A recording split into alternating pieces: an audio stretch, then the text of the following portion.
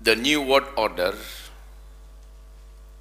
NWO, yang kita kenal dimotori oleh Illuminati dan Freemasonry, punya program. Target mereka 2022, tahun 2022, jumlah populasi manusia di muka bumi ini sudah berhasil mereka batasi, tahu tidak, di angka berapa persen? Ini program mereka yang sangat menakutkan, tapi Allah Maha Pengasih, Maha Penyayang, Allah bongkar sehingga jadi ketahuan. Tidak tanggung-tanggung jumlah yang akan mereka pangkas dari manusia yang hidup di bumi ini pada tahun 2022. Menurut rencana mereka adalah 93% manusia habis. Berarti yang boleh hidup siapa? Cuma 7%. 7% itu siapa? Orang-orang pilihan mereka. Sekarang orang-orang sudah mulai mereka sortir. Sudah mereka tentukan, si fulan dengan keluarganya. Itu pun ada di antara keluarganya yang nggak lulus. Si fulan, si fulan, si fulan, si fulan. Yang lainnya program mereka akan dihabisi. Melalui apa mereka menghabisi? Melalui pertama food. Hati-hati, dengarkan ini baik-baik. Melalui food, makanan-makanan yang mereka ciptakan, minuman-minuman yang mereka buat, baik minuman mineral, makanan-makanan kaleng, makanan-makanan cepat saji, atau tanam-tanaman, sayur-sayuran, biji-bijian, bahkan buah-buahan. Kita dengar dengan genetika modification, ya, GMO. Ini berdampak dalam program mereka. Siapapun yang mengkonsumsi, yang memakan, yang menggunakan, ya, yang menikmati buah-buahan, sayur-mayur, biji-bijian, makanan cepat saji, minuman-minuman yang sudah menguasai pasaran dunia pada hari ini, orang ini pertama akan penyakitan, kedua punya kelainan mental, ketiga bisa digerakkan melalui satelit. Mau dijadikan apa?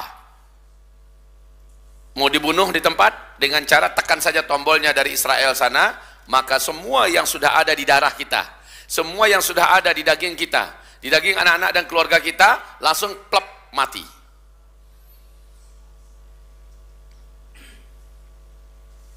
Luar biasa yang mereka lakukan kepada kita, dan ini kepada umat manusia. Mereka nggak pilih-pilih ya, Muslim saja, tidak. Pokoknya dalam program The New World Order, program mereka yang boleh mengisi dunia ke depan hanyalah orang-orang mereka saja. Kalaupun ada orang-orang di luar mereka yang mempunyai loyalitas untuk mereka, hanya kalangan tokoh-tokoh dan keluarga pedagang-pedagang sukses dunia, para pemimpin-pemimpin yang memberikan sembah sujud mereka kepada Zionis internasional. Jadi melalui makanan. Negara manapun di muka bumi ini sekarang sudah berhasil mereka masuki, apalagi Indonesia yang sangat rapuh. Sekarang coba lihat Indonesia, apa saja diimpor. Apa saja diimpor. Yang paling vital, beras. Kurang apa sawah ladang kita di Indonesia ini? Impor. Gula impor, garam impor, kedelai impor, bawang impor, jagung impor. Kayaknya kita ini bukan apa-apa di negeri sendiri, semua serba diimpor. Ada yang ngaku di Pekanbaru, dia punya mat muslim, apa katanya? Sekarang kita ingin mencari beras yang asli, dicocok tanami oleh pribumi, ternyata dibatasi. dibatasi tidak boleh lebih dari 1 ton, bahkan hanya sampai di angka 600 kilogram saja boleh dibeli. Ini akan dibeli oleh lapisan masyarakat luas kepada muslimat ini. Ditanya kepada toko-toko pribumi lainnya juga sama, sangat dibatasi. Tapi siapa yang mau beli beras impor, berapa mau dikasih? Ini akan berakibat kepada apa? Terpaksa kita mengkonsumsi.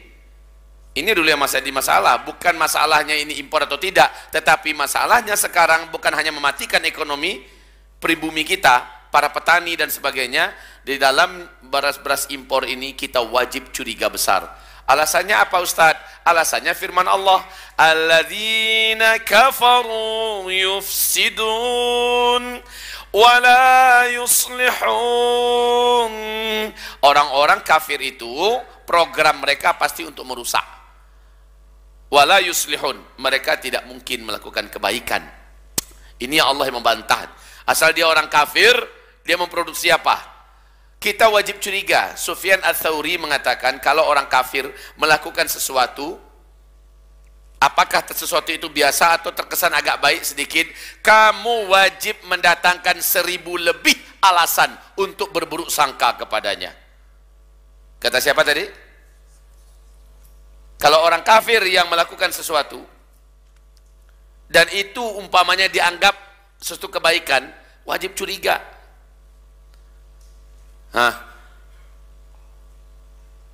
Kebalikannya, kalau muslim yang bagus, muslim yang baik, melakukan sesuatu yang kesannya agak salah atau mungkin keliru menurut kamu, wajib datangkan 1000 lebih alasan untuk berbaik sangka kepadanya. Begitu ya, jangan dibalik. Selama ini yang kita dengar itu logikanya dibuat terbalik. Kalau dari muslim aja curiga aja bawaannya. Tapi kalau sudah dari kafir, kalau sudah dari mata sipit, kalau sudah dari asing, oh dah kayaknya itu sudah. Wahai hamba-hamba Allah, saudaraku, melalui food mereka punya target mengatur kita melalui satelit dengan makanan yang kita masukkan, dan makanan itu menjadi bahagian dari darah kita, bahagian menjadi daging kita. Seharusnya kita sekarang ini di akhir zaman wajib memprioritaskan standar makanan menurut Al-Quran. Standar makanan menurut Al-Quran apa bunyinya? Halalan thayyiban. Ini standar makanan menurut Al-Quran. Kalau ditanya pemuda akhir zaman, maka target mereka nomor 1 memang pemuda. Pemuda di sini baik laki-laki ataupun perempuan, ya. Yang ini jadi yang pertama melalui food, ya. Jadi yang Allah perintahkan kita itu agar kita konsumsi adalah halalan thayyiban. Yang halal, lagi thayyib. Kalau halal, targetnya adalah kepada ruh kita, ibadah kita, dan doa kita. Doa. Kalau thayyib, targetnya adalah kepada kesehatan kita, targetnya kepada akal kita, dan targetnya kepada mental kita. Baik, tahu tidak, makanan-makanan yang punya kandungan GMO, buah-buahan, sayur-sayuran, bahkan ikan-ikan yang bukan ikan laut ya, yang masih agak steril sekarang ini adalah ikan-ikan laut. Ikan-ikan tambak ya, ikan tambak, ikan kolam yang sudah mengandalkan pelet, apalagi lele yang rata-rata dipelihara dan dikasih pelet, ayam yang sifatnya unggas rata-rata mengandalkan pelet,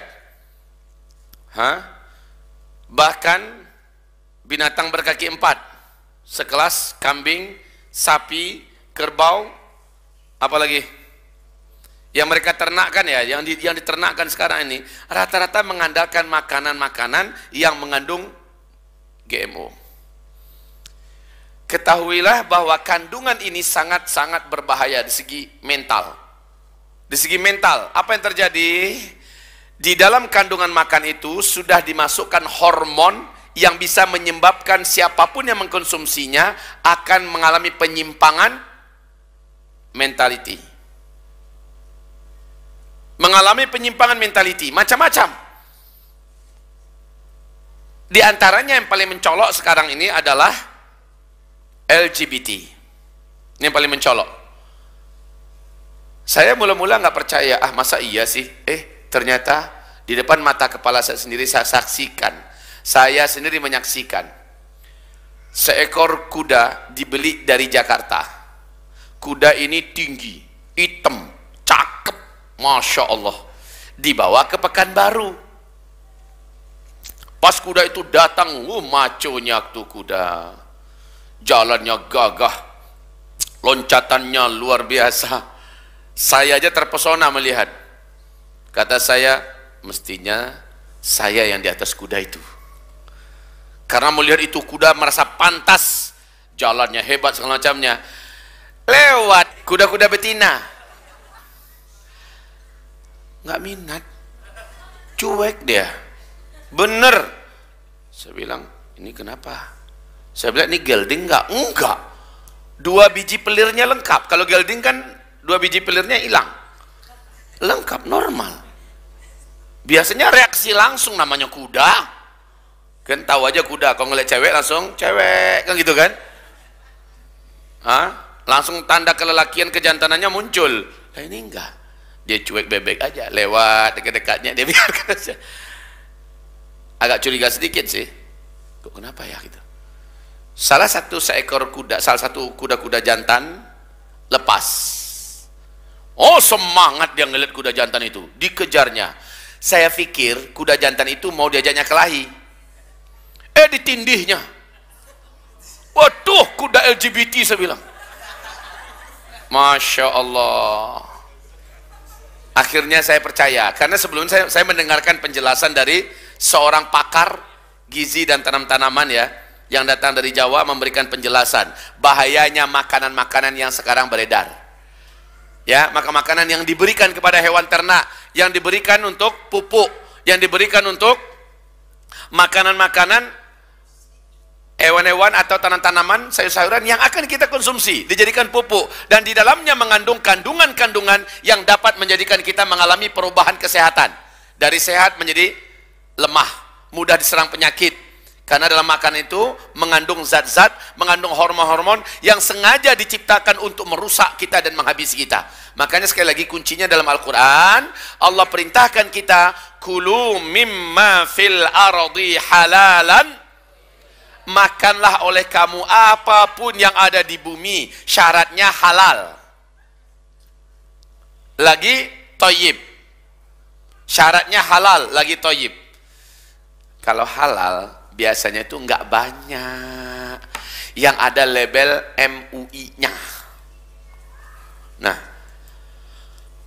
label halal yang selama ini kita lihat, awas loh, banyak yang ini halal apa namanya nih? Ada gini enggak? Ini halal jadi-jadian namanya. Ada yang halal memang. Sini ada Majelis Al-Ulama Al-Indonesia. Ya. Dan ini adalah lambang lah. Ini label halal yang seperti ini. Ada yang labelnya warnanya hitam putih, ada yang warnanya hijau. Maka yang warnanya hijau masih seger. Yang warnanya hitam putih nggak tahu tuh caplokan, asal tempel atau bagaimana, Allahu a'lam. Tapi ingat, MUI hanya berani meletakkan label halal. Tidak ada satupun label itu langsung halalan thayyiban. Padahal yang Allah perintahkan kita agar kita konsumsi adalah yang ada thayyibannya.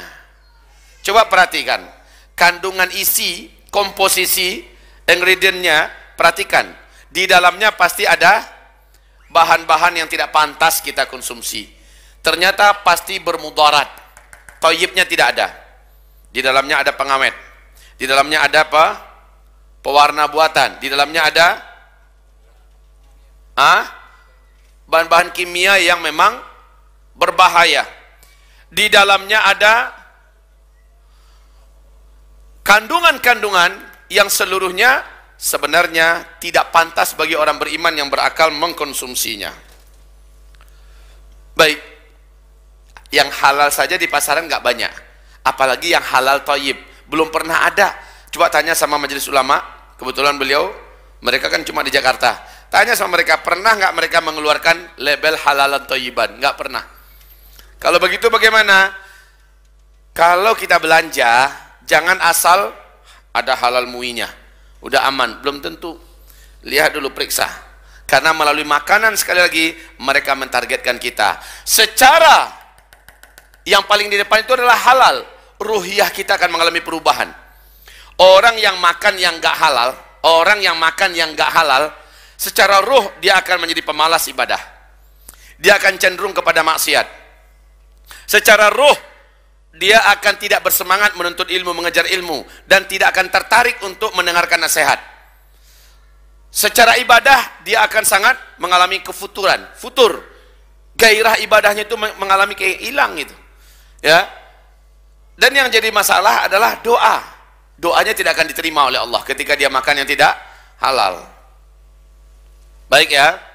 Jadi di satu sisi halalan thayyiban ini di akhir zaman diprogram oleh mereka agar kita bisa disetel dari jarak jauh. Kemudian apabila tiba limit dan waktunya, melalui satelit mereka tekan tombol-tombol tertentu, orang yang di dalam dagingnya, di dalam darahnya sudah ada kandungan-kandungan yang selama ini mereka ciptakan melalui makanan yang mereka sebarkan ke seluruh dunia, maka makanan kaleng, makanan cepat jadi, atau maka makanan dari bahan-bahan kimia dan pupuk-pupuk kimia yang berbahaya, dan kita konsumsi sama bertahun-tahun, atau melalui vaksinasi.